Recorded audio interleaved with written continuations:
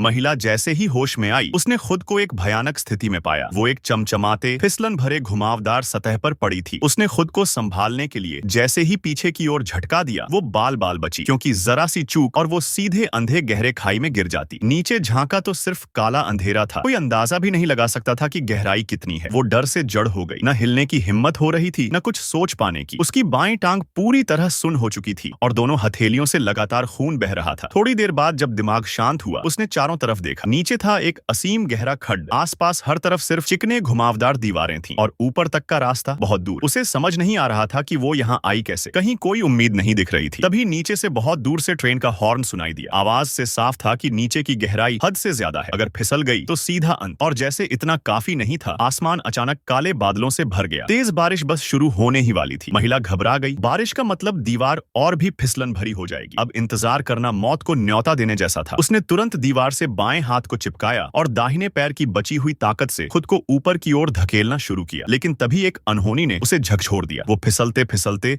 बस कुछ इंच दूर थी उस खाई से। उसने सांस रोक ली, हिलना तक छोड़ दिया। अब अंधेरा और गहराता जा रहा था। वक्त हाथ से निकलता जा रहा था। उसने अपने खून से सनी हथेलियों को देखा। अगर ऊपर चढ़ना है तो रगड़, फ्रिक्शन बढ़ानी होगी। उसने खून को कपड़े पर पोंछा, फिर अपने हाथ पर फूंक मार मार कर खून को सुखाने लगी, ताकि हाथ की पकड़ दीवार पर मजबूत हो सके। तैयारी के बाद उसने गहरी सांस ली और दोनों हाथों से दीवार को मजबूती से पकड़कर फिर से चढ़ाई शुरू की। इस बार किस्मत साथ थी। वो थोड़ा ऊपर पहुंच गई। उसे पहली बार थोड़ी उम्मीद नजर आई। उसने वही प्रोसेस दोबारा दोहराई। खून पोंछा, सुखाया और चढ़ना शुरू किया। लेकिन कुछ बार चढ़ने के बाद उसकी हथेलियां लहूलुहान हो चुकी थीं। तभी उसकी नजर सामने की दीवार पर पड़ी। वहां किसी की खून से बनी हुई हथेलियों के निशान थे। शुरुआत में उसे लगा ये उसकी आंखों का धोखा है, पर जब आंखें बंद करके दोबारा देखा, निशान वहीं थे। बादल अब और भी गहरा चुके थे। सोचने का वक्त नहीं था। उसने फिर से खून सुखाया और चढ़ाई शुरू की। लेकिन अब दीवार का ढलान और तेज हो चुका था। फिसलन इतनी बढ़ चुकी थी कि पकड़ बनाए रखना नामुमकिन हो रहा था। तभी उसका ध्यान सामने की दीवार पर गया। वहां भी बिल्कुल वैसी ही निशानियां बन रही थीं जैसी उसकी ओर थीं। जो भी वो करती, सामने भी वही होता। उसने टेस्ट के लिए दीवार पर हाथ रखा और जैसे ही रखा, सामने वैसी ही खून की हथेली उभर आई। अब वो अंदर तक डर गई। ये जगह क्या है? सपना है या हकीकत? कोई आसमान गूंज उठा, बिजली की डरावनी गर्जना। उसने हाथ आगे किया और अगली ही सेकंड बारिश की पहली बूंद गिर पड़ी। जिसका डर था